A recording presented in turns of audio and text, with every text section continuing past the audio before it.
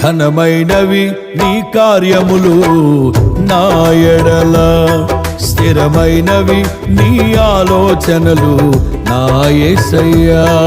ఘనమైనవి నీ కార్యములు నా ఎడల, స్థిరమైనవి నీ ఆలోచనలు నా యేసయ్యా.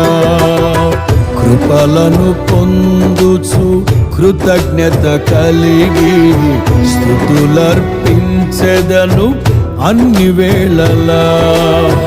కృపలను పొందుచు కృతజ్ఞత కలిగి స్తుతులర్పించెదను అన్ని వేళలా.